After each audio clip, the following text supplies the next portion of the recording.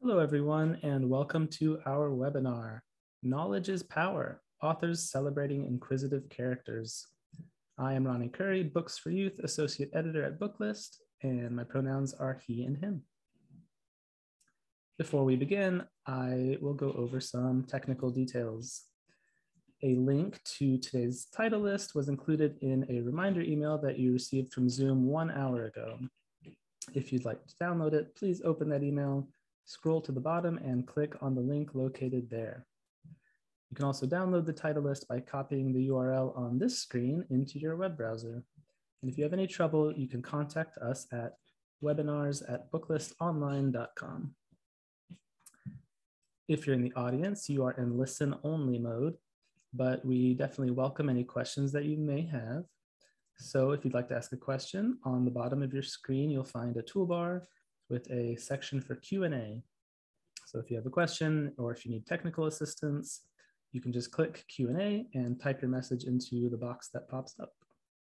So we will do our best to respond to all of the tech-related questions, and I will incorporate audience questions into the panel later on if I get the opportunity. And if we can't fit in your questions to the actual panel, authors will have a chance to follow up with you after the webinar.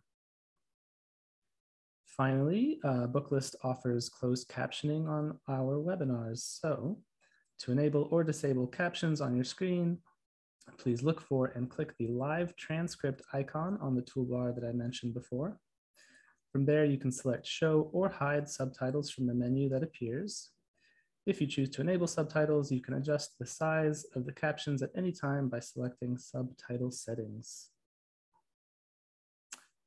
And today we will have the pleasure of hearing from Stacia Deutsch, author of The Friendship Feature, which is book 1 of the JESSIE Files. Gillian King-Cargile, author of Vaccines Change the World. And Andrea J Loney, author of Blast Off, which is book 1 in the Abby and Orbitz series. So we will hear brief presentations from each author about their books, and then we will move on to a Q&A panel afterwards. And first up, we will hear from Stacia Deutsch. Stacia is a New York Times bestselling author who has written more than 300 children's books, including Nancy Drew and Boxcar Children mysteries, as well as TV and movie tie-in novels such as Girls Who Code, The Friendship Code, and Hotel Transylvania. She lives in Temecula, California. Thank you so much for being here, Stacia.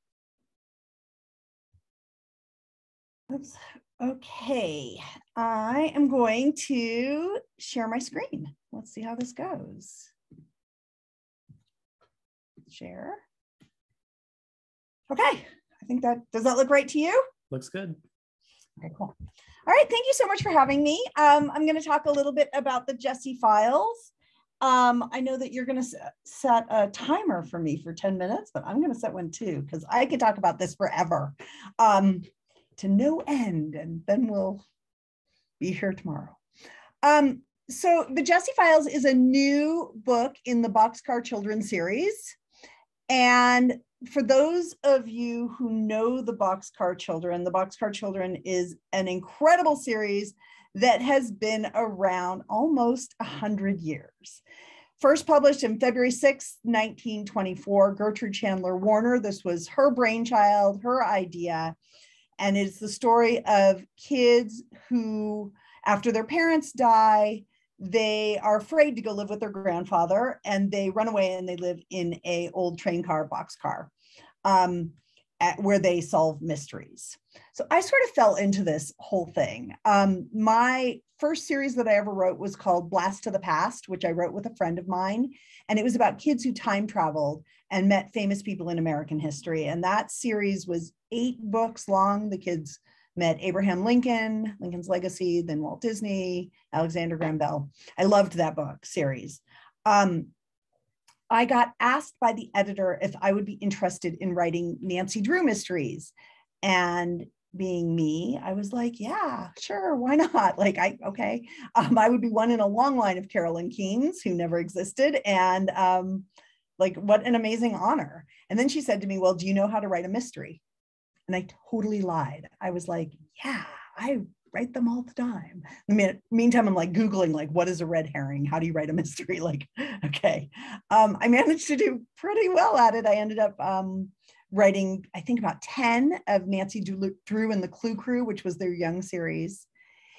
And then I was at Book Expo, and I'm going to guess that since a lot of librarians here, that a lot of you have been to Book Expo, and I walked by the booth for Albert Whitman, and the Boxcar Children books were all on display. And I just happened to ask if they hired people to write the Boxcar Children. And I got to do a sample, and then gradually I ended up writing for the series. So let's talk a little bit about like the old series versus what we're doing now. The old series, and I just went online and I look, there's so much, people love this, and there's such a sense of nostalgia around the old books, right? I mean, my parents read them. I don't know who else's parents read them, but I think a lot of kids today get into them because their parents say, oh my gosh, these are such great stories, like you should read this. But they're also very dated. Don't forget that the first book came out in 1924. So when we look at Jessie, she's 12. And Jessie is one of the 4 kids. She has an older brother, Henry, a younger sister, Violet, and her youngest brother, Benny. And they are perpetually the ages that they've always been. Nothing is changing. And even in these modern books, nothing is changing about the ages. She's practical and organized. And one of the remarks I saw online was that she is motherly. And I don't know that we would use that anymore today. But we kind of know, like in our 1950s housewife mode, what motherly denotes. Or she loves cooking, and she doesn't mind cleaning up. I thought that was funny. Okay. She carries a notebook, right? Like a good detective. The later books imply that she doesn't attend college after high school, which I also thought was interesting. At some point during the book series, they aged her up, and then they decided to de-age her and brought her back to 12. I thought she gently corrects Benny's grammar. That's her littlest brother, and watches the family dog, but mostly he is thought to be hers. So just in terms of the dating of Jessie, when I started writing the series, and I think my first book was like 2001, 2002, it was really a long time ago, a lot of this still pertained. A lot of this was the same. And we got a Bible, or I got a series Bible, which is like, you know, the list of the rules. And these are some of the titles that I did, which I done, I probably have 8, I think. But you would never know because I'm Gertrude Chandler Warner, which is such a great honor to be part of that. But we got a series Bible, and a lot of the same kind of rules applied, that the kids just didn't grow. That in the Bible, and I looked it up for this because I hadn't taken a look at it in a little while. In the early 2000s, the Boxcar Bible said that Jessie was domestic and motherly, right? It said that she had modern sensibilities in her domesticity. She was calm and rational. She was not bossy, which I think is an interesting word choice that we talk about in terms of like women, like when is assertive and when is bossy. I know that there's a lot being written on those kind of phrases now. She's unselfish and mature, right? And she's never Jess. She's never like cute Jess. She's Jessie. So these were some of the things in those original books that we had to hold strong to. And the last rules that I love, the Aldens never roll eyes. They're also never called kids. And there's nothing about technology in any of those older books that I wrote. Maybe a little bit, maybe they can answer the phone. I think Jessie had a computer at some point during when I was writing. And also I was just talking to the editor about this the other day. I had proposed a book that took place in school. And I was told that they didn't like, they went to school, but not like, there were no mysteries in the school. They could be school adjacent, but they could not be in school. So a lot of that is changing. And in fact, as I'm writing these books, I find that I'm so stuck in the old way that the editor keeps having to like push me and push me and push me to like break out of those old characteristics that I had been writing in for such a long time. So we transported Jessie to modern times. These books are about her and her friends and their adventures. Her siblings are secondary characters. She talks like a teenager, and yes, there can be eye rolling. In fact, I was doing some edits this morning and the editor had written, I think that Jessie would roll her eyes at this. And it made me laugh because now she can, which is cool. And he wants her to be a lot more sarcastic. So they've kind of broken through so that now we're really talking about a teenage Jessie and not like a teenager. And like, I used to joke that the Boxcar Children were like stuck in the 1920s and they hadn't really grown past that, but they have. And especially in these new Jessie Files books, Jessie is totally updated. She is a modern character. Tech features huge, just like it would for kids today. Her best friend, Charlotte, is a coder and an internet guru, loves the internet, loves looking up things. Jessie carries a phone, and instead of that notebook that we talked about from the 1920s, she actually takes her notes on her phone. She writes articles for the school paper on a computer. Their best friend, Daniel, loves spy gear, and a lot of that is techie spy gear. And he loves theater, which allows a little bit of like showiness for Daniel, which I adore. So Jessie has a lot of those same traits she had before, but she is also now a very typical teenager. And you can see that in the covers. They're so cool. They're so cute. So these are the first 3 books. I'm just so proud to be part of this. The friendship feature, the first book, and Talk of the Town, which are out now. And look, there's the computer. I know, I get very excited about that. And then A Dramatic Disappearance is the 3rd book. And I'm working right now on a camping book that takes place in the woods, which is fun because now it's like this play of tech. They get out into the woods and discover their tech isn't working. So how do you solve a mystery? Really old school. I just wanted to say kind of at the end here that I went to Putnam, Connecticut, and I got to see the Boxcar Children Museum. This was a road trip for my husband and I made him go with me. There is a family there that has like come together to talk about the importance of Gertrude Chandler Warner and her contributions to literature. And they created this museum, which is super fun. And there's an old boxcar that they got donated. And then inside the boxcar, they've set it up to look like what they imagine it would look like through the books. And here is Gertrude Chandler Warner in the middle, outside the school that she taught at. And here is me sitting at her desk, typing on her computer, or on her computer. Look at where my head is now, on her typewriter. And then in this last picture is a photo of a map of the area as they imagined it. And I just loved that it's so important. The Boxcar Children stories aren't just important to us today, but they're important to the people of Putnam County, like Putnam, Connecticut. This is a big deal for them that they had this great celebrity writer who came from there. And you can see, like, it's very beautiful. There's a picture of like the trees in the wilderness. We also went to the cemetery to try and find her gravesite. And I will say that we did not find it, but that's only because people kept saying, it's to the left, it's obvious, you'll see it. It wasn't so obvious to me, but we did wander around the cemetery for a little while. And I just felt so proud to be standing in her footsteps and taking care of this series that she created. And you can see, like in that last photo, those are the trash bins around town, which is just so cute. Whoops, and that is me.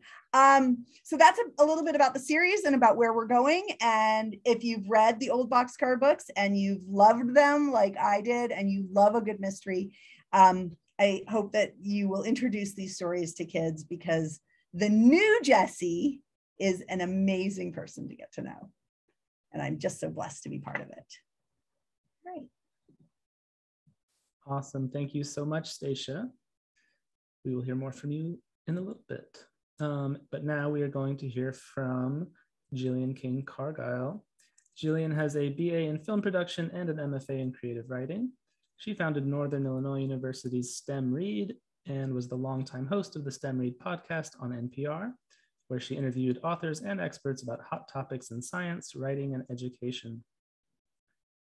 Gillian has worked with schools, libraries, universities, and national labs to create exciting stories, games, events, and even stand-up comedy routines that spark a love of reading, learning, and science. She lives in Northern Illinois with her husband and daughters. Her website is gilliankingcargile.com. Thank you so much for joining us, Gillian. Hi, everybody. Thanks for having me here today. I'm really excited to start talking about vaccines change the world. So a little bit about me. I like to think of myself as a professional science appreciator. As you heard from my bio, I am not a scientist, but I love learning about science and I love sharing it with the world. And sometimes that takes the form of a book. Sometimes that takes the form of a hands-on science game. Sometimes it takes the form of stand-up comedy. So you never know. But what I like to do is find those stories that will connect people to science. And my book is a middle grade book about the complete history of vaccines and the people who made them. So I want to take you back to when I was in junior high. And I think this kind of is where my, professional science appreciator roots come from.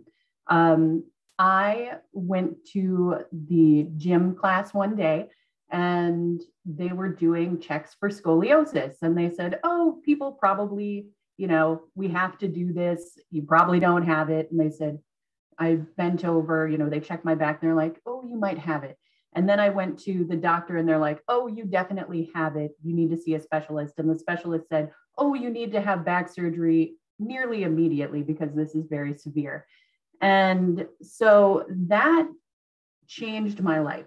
The back surgery was an 8-hour-long process and they straightened my back. I grew 6 inches. I have a series of wires and rods in my back that, kept my spine straight and just helped me survive. And I think throughout that process, I was like, wow, science is amazing. Science changes everybody's lives, and we don't think about it until it's kind of thrust in our faces. And certainly now we're all in a time where science is being thrust in our faces with the COVID pandemic. So from my scoliosis days, I went on, I learned more about science. I really liked parasites. I thought they were fascinating all through high school. I thought I wanted to be a scientist until I got to chemistry. And then I realized that there was a lot more math involved in science than I liked. I really liked the stories. And so I always stuck to that.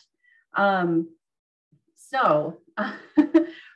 there, I also developed a love of horror movies. And so, you've got this love of science, you've got this love of like 80s slasher films. And how does this come together? Well, I'm fascinated by the way our bodies can fall apart and the amazing things that scientists do to keep them from falling apart or to put them back together. So enter this idea of the history of vaccines. And of course, the history of vaccines is also about the history of human illness. And, it was rough. It was rough being a human, even 100 years ago, right? There were so many ways that nature was trying to kill us. But luckily, we had scientists who came in and found ways to stop nature from killing us. The first vaccine was created in 1796 by Edward Jenner, and that was for smallpox. Before Edward Jenner created this vaccine, smallpox was killed millions of people every year. It was worshipped as a god or as a demon, and it was a horrendous disease. And Edward Jenner realized that milkmaids did not get smallpox. They got an infection called cowpox, which was a related disease. And anyone who had cowpox survived smallpox. And so he was able to find a sick cow who had cowpox and a milkmaid who had contracted this disease. And he took some of the pus from one of her wounds and he inserted that, made a little cut in a neighbor boy's arm and gave the boy cowpox. And then he purposely infected him with smallpox. And it turned out that the boy survived and he was immune to, to cowpox and smallpox. So that was a really interesting story. And that kind of kicks off where we go from there. And there's tons of great stories throughout. One of the things that has come up, you might have heard of a lot with the current pandemic, is that we live in unprecedented times. But really, everything that we're going through, we've gone through before, like the 1918 pandemic. And so there's lots of great information about that in the book. I'd like to share a couple of things, just interesting things from that time. People would use blowtorches to clean the drinking fountains. And you could be arrested for sneezing if you were sneezing in public. So if we look at how far we've come from there, we still have a ways to go. But back to COVID. As I was writing this book, I was really also paying attention to everything that was happening with COVID, and I was eagerly awaiting my vaccine. And it was really exciting for me to get my vaccine. I got it at a large site in DeKalb, and it was the convocation center for the university, the basketball arena. And I had gone to events there. We had done large STEM fests there where we were demonstrating different types of science. And as I went in to get my vaccine, I sat down. We had the Army National Guard was processing people and giving the actual vaccines. And there were maybe 100 people in there getting these shots and getting this chance to be safe during this pandemic. And I said, this is it. This isn't a demonstration of science. This is science in action. And I love that vaccines give us hope, and they give us a way to extend our lives and really make lives better all across the board. So I'll talk about that more in the panel, but I'm excited to share the book and share good science about these amazing things that we have that are vaccines that have extended the lives of people over 30 years, extended people's lifespans for more than 30 years. So more to come in the panel, but thanks for having me and thanks for listening. Thank you so much, Gillian. We'll talk to you soon. And now we will hear from Andrea J Loney. Andrea is a screenwriter with an MFA in dramatic writing from New York University. She won the 2014 Leon Lowe New Voices Award for Take a Picture of Me, James Van Der Zee, and is the author of the Caldecott Honor book Double Bass Blues and Bunny Bear, which was a Rainbow Booklist selection. Andrea lives in California. Take it away, Andrea. Hello, everyone. Things have changed a little bit since that last bio. Not a screenwriter right now, but I am a adjunct professor at Los Angeles Trade Technical College, teaching in the computer science department. But I kind of miss those days. I'm going to be brief here. I'm going to start my timer too, so that I'll be ready. And let's see, I'm going to go straight to my PowerPoint over here. Okay, so this is my countdown to Abby in orbit, basically from where I started to how I got to where we are right now with my new chapter book series, Abby in Orbit, which will be coming out September 1st of this year. So let's start at the very beginning here. Or not, there we go. All right, 10. So I started out in a Kidlit as the grandchild of a teacher, basically. My grandmother, whose lap I'm sitting on as I'm sitting there being poutful, was born into a family of sharecroppers in the South, and she wanted more in life. She wanted to study, she wanted to travel, she wanted to learn. So she moved up north and she met my grandpa. He's the dude on the end. Spoiler alert, grandpa at some point got into Star Trek and went to Star Trek conventions, just so you know where this is all leading up to. And in the middle is my great-grandma, grand. But in any case, my grandmother was so excited to introduce me to reading. She showed me The Snowy Day, she showed me the corduroy books. And I love the corduroy books because I felt like the little girl Lisa in the corduroy books looks like my mom. That's my mom there. And I'm going to talk about her again a little bit. Spoiler alert, my mom is in the audience right now. So everybody be on their best behavior because my mom's like watching. Okay. And also I love books like Harold and the Purple Crayon, because even though the previous books that I showed, I liked them because it showed that I had a place in the world of books. There were children who looked like me. Harold thought like me. He was creative. He just did stuff to make, he took out his crayon and changed things. I loved that. So I really connected with that as well. Okay, 9. Now, the town where I grew up in when I was little, that would be East Orange, Newark, New Jersey, was very multicultural. And that I talk about it being like Sesame Street without the monsters, And I was very excited to live in a town like that when I was very little. And then somewhere around the 2nd grade, we moved to a new town where I was one of the few Black students in the entire school.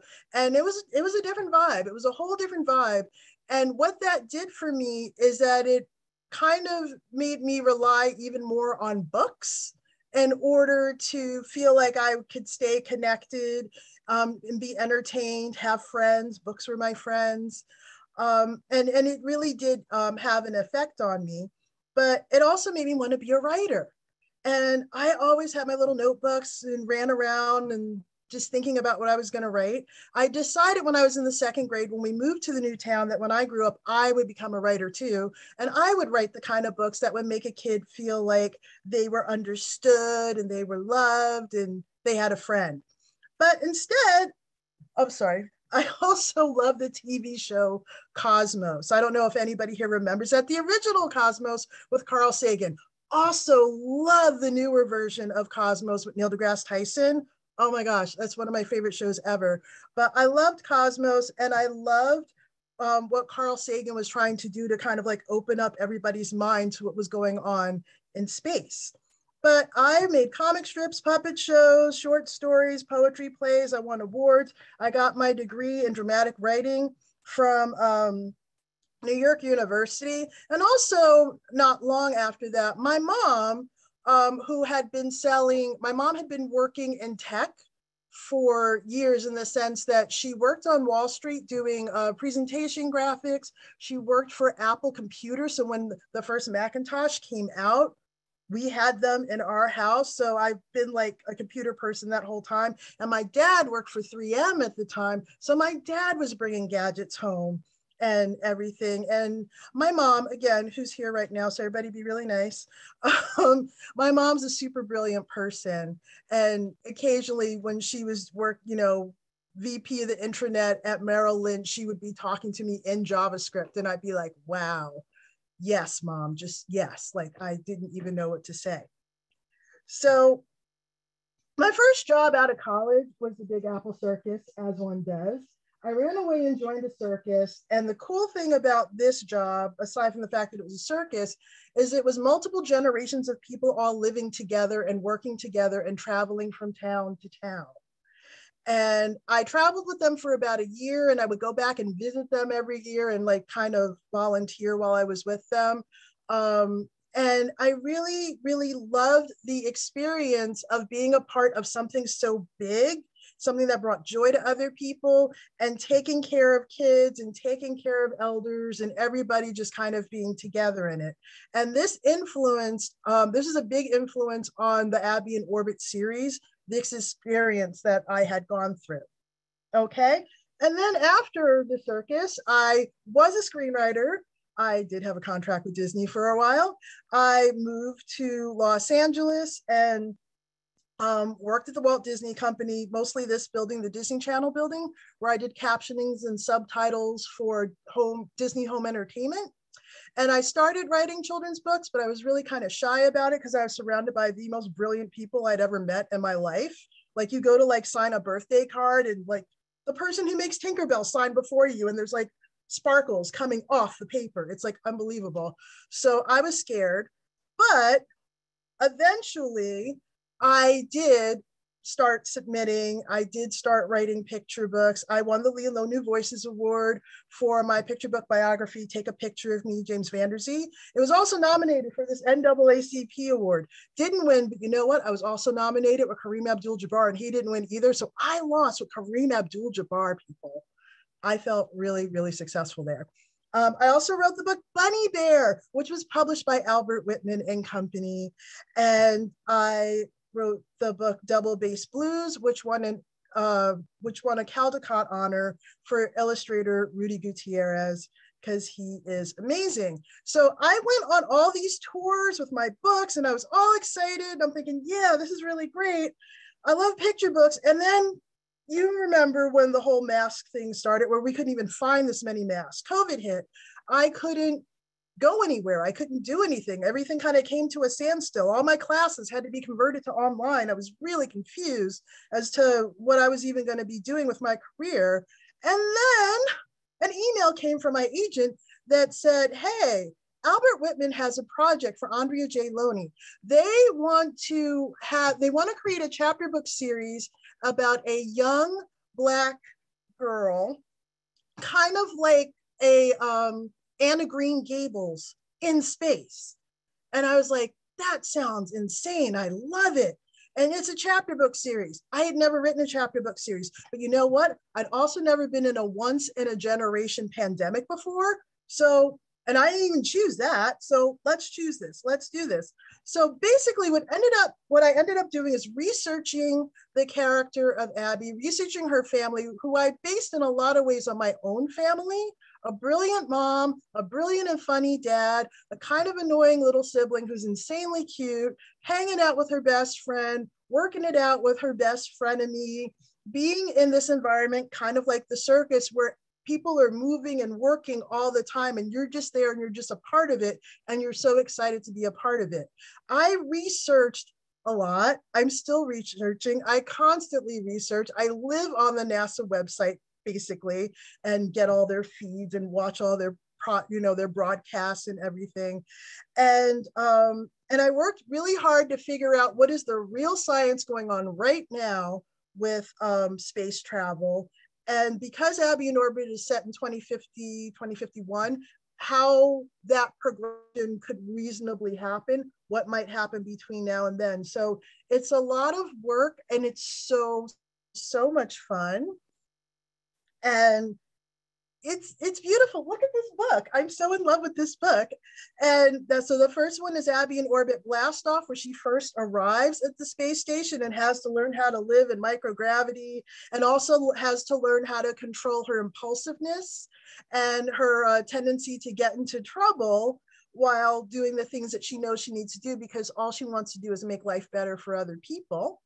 And the second one is Abby in Orbit Space Race, where she and her best friend and her best frenemy get into this virtual reality game that they get to create themselves. But then there's a conflict with her best frenemy, and then they kind of sort of get trapped in the game, and then they got to work together to get out and to figure out what it's really all about. And then there's a third book coming on that is due, my next draft is due sometime in the next 3 hours. So, but I'm really excited. There's a third Abby in Orbit book coming as well in 2023. So everybody, this is where you can find me, and thank you all so very much. Thank you so much, Andrea. Excuse me.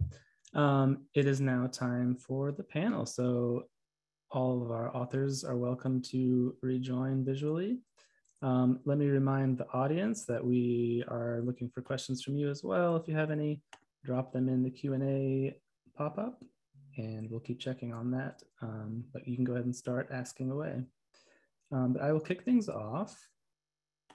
And you all did a really good job of introducing yourselves and your backstories. So let's jump into some character talk, because that is sort of the core of our conversation. And I'll start with Stacia. And kind of the concept that we're working on today is, or discussing today, is curiosity and inquisitive characters. And Jessie's, you told us a lot about Jessie. I just thought it was really appropriate that her character arc is really about being curious, and she kind of starts out trying to squash her or get away from her detective life, and she's just pulled back into it because that's who she is. So I wonder if you could just talk about that character journey and why it's important to tell that kind of a story to young readers. Yeah, thank you. And thanks to the other authors. I don't get a ton of chance either to hear what everybody else is working on. And so that was super fun for me. About Jessie. So the story really begins in a place where she doesn't want to keep doing this with her family anymore. She's ready for an independent Jessie. She's off to middle school. Well, she's still 12, but she's newly off to middle school again in the modern era. And she just wants to make friends and like do things on her own. And so obviously it's still a mystery series. So the question was how to pull her back into mysteries. And you think about all these TV shows where, I don't know, somebody lives in a small town and it's like, man, a dead body falls on their doorstep like every day. Like, what is that? But it's a lot of that with Jessie too. That she lives in this small town and there's always suspicious things happening. And so when we talk about like character and development, I think that kids today are super curious. As much as I complain about the internet, it's also given us the opportunity to ask all our questions. Right? My 6-year-old niece called last night and she was like, what's the coldest planet? And then 3 seconds later, she's like, forget it. Hey, Siri. like I didn't have to answer that for her, but she was curious and she wanted to know what's the coldest planet. 3 seconds later, what's the hottest planet? And we've got all of this information at our fingertips. So it's fun to go into somebody like Jessie, who's still really curious, even though now she wants to be like cool middle school Jessie. So for her arc during the course of the book, she has to figure out how to combine Jessie, who wants to ask all the questions and where mysteries fall into her lap, with like her new middle school friends and her middle school life. I don't think it's so different from any kid who's headed off to middle school right now, trying to figure out who they are. For sure. Andrea, Abby is obviously the star of the series. I love that you also built it around the whole family. I hope they definitely play an integral part in the first book. I hope that continues because I think that's a really cool choice. And you talked about some of the inspiration behind that.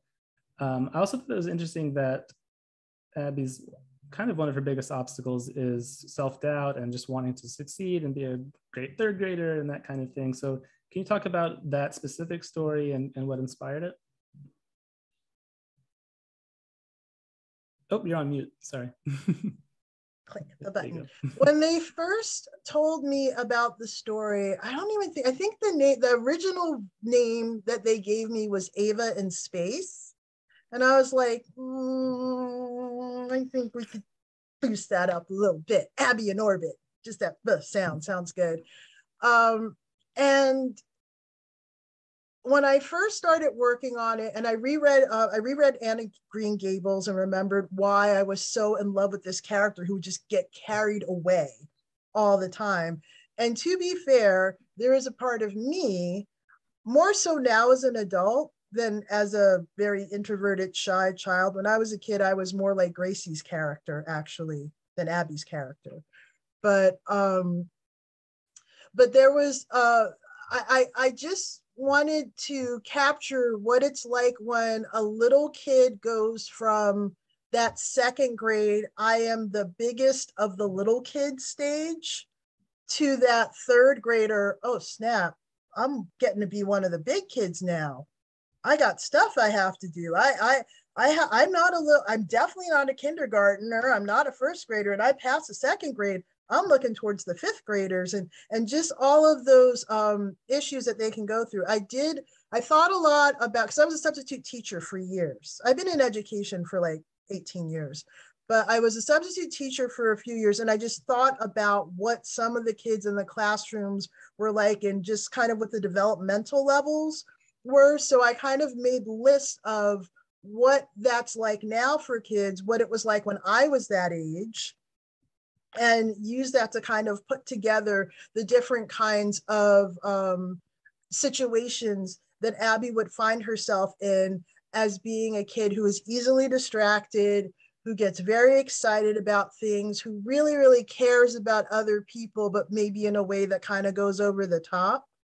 And it was a lot of fun. I also did a lot of what I call my author interviews, where I just sit and I like pretend that I'm in a room with the character and I just ask them questions and I see what it is that they have to say. And almost like psychoanalyzing my characters, I guess, is the way that I like to think about it, except there's like, you know, there's like cocoa and donuts involved or something.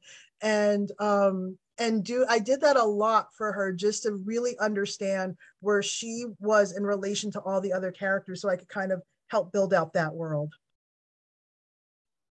Awesome, thank you. I definitely remember going from second to third grade for some reason. That was like a real, more than any other shift when I was growing up. That was a real big one for me. So it's so true. Gillian, you are working from a character standpoint with many figures, many inquisitive figures. And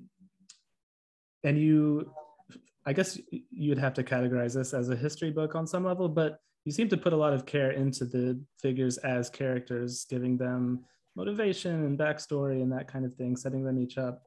So I guess I'm wondering how conscious that was, and do you think of it more as a character story or a history? Yeah, I think it's a history of science story, but I think they are big characters. Like a lot of these scientists had big personalities, right? Because you don't get into saving the world unless you really, you know, have that I can do it kind of attitude. So I think one of my goals with the book was to really try to combat this kind of current of anti-science that is in the culture right now, unfortunately. And one of the ways to do that, I think, is to humanize the scientists. So if you know the people who are making the vaccines, if you know the stories behind why they did what they did, then you might have less fear of it. You might have, you know, a better understanding of where these people were coming from. So that was really important to me. And yeah, it was fascinating to dig into the lives of these people and the motivation for why they did it. So one of my favorite people in the book is Maurice Hillerman.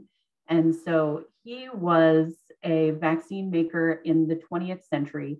He was working, you know, in the same area as Jonas Salk and people like that, who got a lot of fame for it. Maurice Hillerman made something like 40 vaccines in his life, including 9 of the vaccines that everyone in the United States should get as part of their vaccine schedule. So he personally saved millions of lives.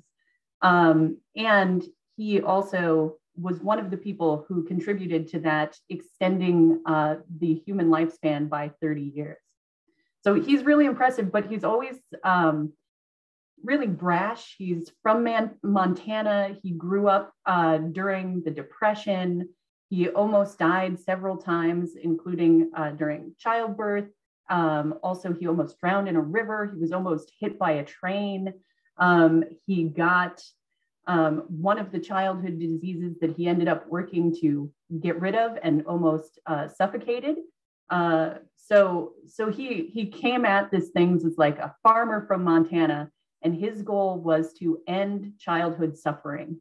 So that's a pretty big goal. And he got really close. He cured, you know, and prevented all of these diseases. And one of my favorite stories about him is he loved swearing.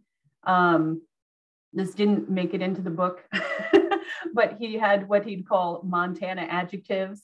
And he would just swear all the time to motivate his people and to get things going. And people were like, oh, why do you swear so much? And he's like, well, you know, there's so many words. I don't see why I should limit myself. And I think that idea of not limiting himself and not believing he couldn't do things is part of that personality. So it's great to uncover the stories of these people who had such an influence on our lives.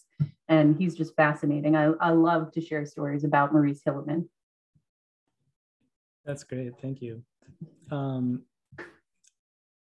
I'll shift a little bit in the more researchy direction. And I'll stay with you, Gillian, if that's okay. Sure. Because this book does cover a lot of ground. I wonder if you could give a little more generally about the type of research you were doing, and if there's anything that maybe didn't make it into the book, or another example of that, or just something that surprised you that you learned that was kind of memorable. Oh yeah, there's lots of things that didn't make it into the book, but so my research process, I start by asking questions. So I make a big list of all of the questions that I have, and then I try to organize them into some kind of topic, and I go from there. So, you know, I go down the list. I try to answer every question, big questions, small questions, you know, stupid questions that people want to ask but are afraid to ask. And that's kind of how I formulate my research. And then I get into research rabbit holes. I Google everything and see where my interest takes me. I also listen to a lot of different lectures from scientists that are currently working in the field, so I can be up on what's happening. There's a great resource called the Science and Entertainment Exchange from the National Academy of Sciences. And they interview scientists, and they have screenwriters interviewing scientists. And you find a lot of great information there that just kind of gives you light bulbs and inspiration into things. But from there, I really kind of focus in on those characters and those ideas. So one of the other things that I thought was really interesting was Louis Pasteur is another big character who I was really fascinated by. And so he created pasteurization. So first he proved germ theory, that germs are what make you sick. And then he found a way to rapidly heat and then cool things to avoid having them spoil and to kill all the microbes that were in them, in things like milk and cheese and yogurt and all of these things that we eat now. So he saved hundreds of thousands of lives doing that. And he grew up in rural France. And as a child, he had seen people attacked by a rabid wolf. And the experience was so horrific for him that he decided that he had to stop people from getting rabies. And so Louis Pasteur actually created the first lab-created vaccine. So Jenner had created one where he used something in nature to, solve the problem. And Louis Pasteur was the first person to go forward from there and make a lab-created vaccine. So I thought he was very interesting. Awesome, thank you. Stacia, you spoke some about the research you did, and you mentioned the Boxcar Bible, and I just have to ask if I don't know if it's top secret, if you're allowed to share a little bit about what goes into something like that. And you're on mute, sorry. There you go. So the question is the Boxcar Bible secret? I know, believe me, I'm already worried I said too much. So I don't know. Thanks, forgive me for things that I've done already. I don't know. I keep a Bible for the Jessie series too. Like, I think that any of us who are writing either in a, it doesn't matter if you're writing. For those out there who are on the conference who want to be writers or like just want to talk about writing, having the continuity is super important. So, like, I will tell you, when I wrote some of the Nancy Drew diaries, they were like, they literally didn't care. You could put anybody you wanted. So my husband was the next door neighbor, her pen shifted, like there was no rules. And go back and read those the Nancy Drew and the Clue Crew. And I'm guessing that you're going to just see her like all over the place, because if I was allowed to do anything I wanted, it didn't matter. For Boxcar, because it's such an old, settled series, I've actually taken to create a lot of my own Bible for this. Like, I think the other day I wanted to know what the mascot was for Greenfield Middle School. And I was like, there's 150 something books. Like they must have had a mascot at some point, but without going back through all of them, it would be really nice, like to just keep building on the Bible. So the Bible that I originally got was very basic. Like, this is what we say, this is what we don't say. These are the characters, these are the personalities. And I've taken it upon myself. And the wiki fandom is insane because they do this for you in a lot of cases. They'll like draw maps of the town. Like you just have to Google it and you're like, oh, that's crazy, but okay. I didn't realize Polly Pies was 2 blocks from, like, you're like, all right. But I also do a lot of like trying to go back into those old series and like looking for things that I can pull out and use also. A little wink and nod to the old things. So in terms of Bible, a Bible is really just the details about the series that allow for continuity, both in character, in setting, and in plot. I don't want to be, 157 mysteries, I think, is a lot of mysteries. Like, how many times can the bike be stolen? No, not many. So I try to be really, really careful about that, like to make sure that we're fresh and new and smart. And so yeah. I'm not sure that answered your question, but yes, Bibles are important for a book series. And we did have one audience question just asking for your favorite, if you have a favorite Boxcar Children book. No, I saw that. So I've been sitting here thinking about it. So thank you for the question. So the thing is, I'm not so sure I have a favorite Boxcar Children book. I have a favorite theme. I like things that kind of veer into supernatural. And then I like to discount them, like the whole Scooby-Doo thing, like it's a ghost. No, it's not. Okay, cool. So several of them, because then I can sleep at night. So several of the ones I like are the ones like where they think it's a ghost, they think it's a Yeti, they think it's a alien, and then they figure out that it's not. So that's kind of my theme in these 100 books that are out there. Yeah, but I saw that question and thank you. Andrea, heading, well, back in the sort of character direction, why you emphasize, this book emphasizes sort of an international component on the space station and among the characters. So why was it important to you to include an international cast and emphasize that point? Well, for a lot of this book, I started out with what is happening now in space. Or not even now, because now's different. What was happening in 2020 in space, and who was there, and who was where, and who was where, why? There, like we had, the International Space Station, but there are other countries that also were in space or sending things to space. So it is an international sort of thing that's going on, and really, honestly, a big part of this series, or why this series has my heart, especially in the last 2 years, is it's about all types of people, not only from all over the planet, but literally from all over the galaxy, because some of them are stationed at the moon. There's a deep space station on their way to Mars. There's people who are on Mars who come back. The whole idea of this globe that we all live on right now is being orbited 16 times a day by this group of people who are basically there to help humanity wherever humanity exists. They're working on different types of medicines and technology and things that are going to help people either out in space or back on Earth and all of that. And I found that to be fascinating. And because of so much of the sorrow and pain, everything that was going on with the George Floyd situation, and finding out how some people who I thought were really close friends, how they really felt about the idea that Black Lives Matter.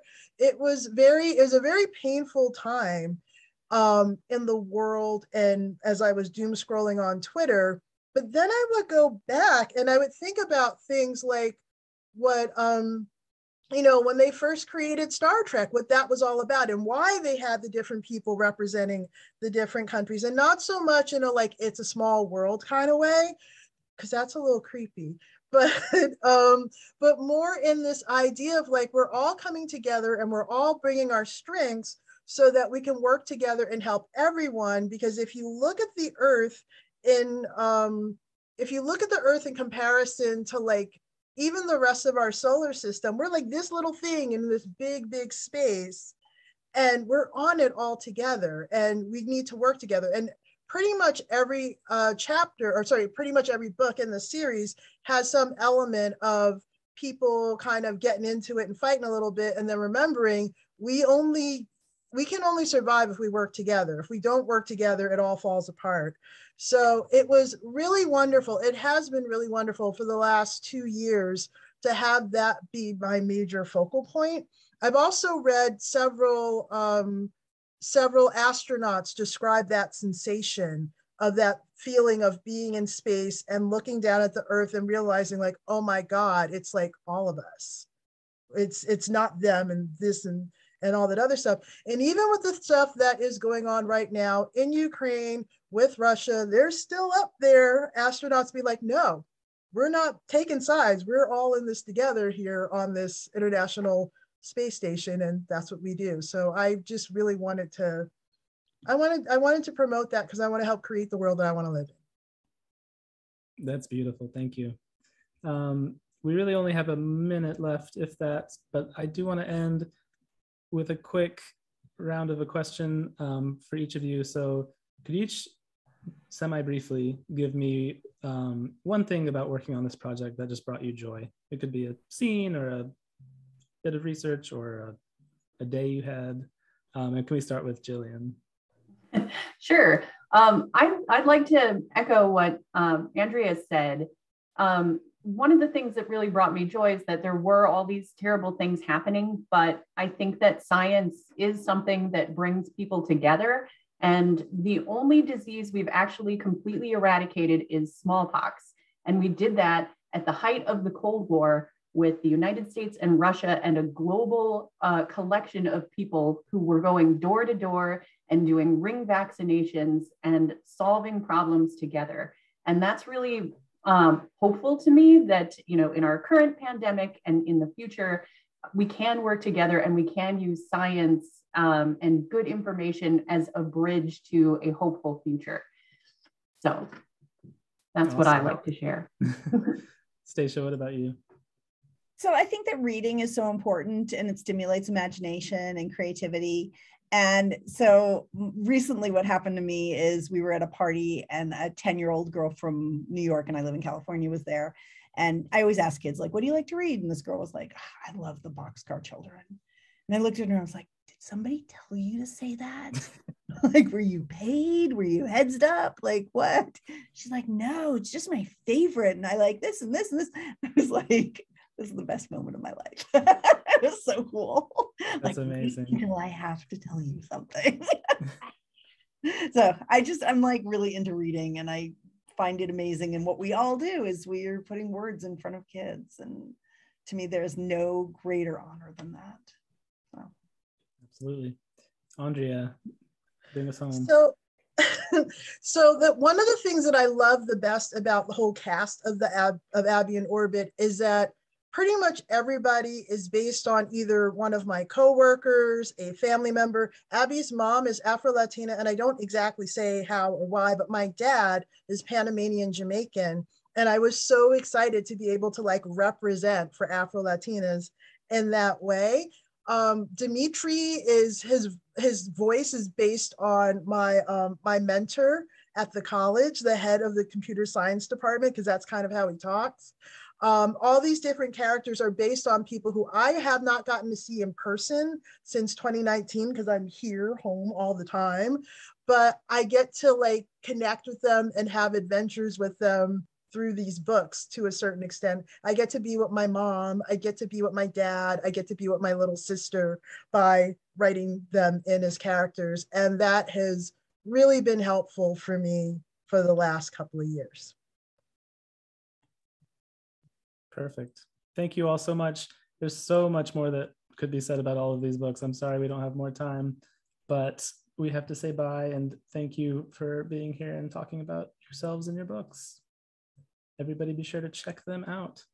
So you're welcome to turn off your cameras. I'm going to do a little wrap up. Thank you again. So tomorrow, all attendees will receive an email containing links to today's video recording, title list, and a certificate of completion. For more about Booklist webinars, be sure to visit booklistonline.com/webinars, where you can view archives of past webinars and register for upcoming ones like those you see here. Not yet a subscriber? Pair the print reading experience with the convenience of online access at booklistonline.com and lock in print, online, digital, and archive access by taking advantage of this special webinar offer to get Booklist for only $75. Patron-friendly, librarian-approved, and free with a Booklist subscription. Booklist Reader, our new digital-only magazine that highlights diverse readers' advisory recommendations for all ages, has arrived. To see and share the latest issue, visit booklistonline.com/reader-issues. And we are excited to share that Booklist, Booklinks, and Booklist Reader recently joined Overdrive Magazine's program in partnership with Zinio and are available for your patrons to read in Libby. Thank you for joining us for today's webinar, and another huge thank you to our panelists, Stacia, Gillian, Andrea, and to our sponsor, Albert Whitman. This concludes today's webinar.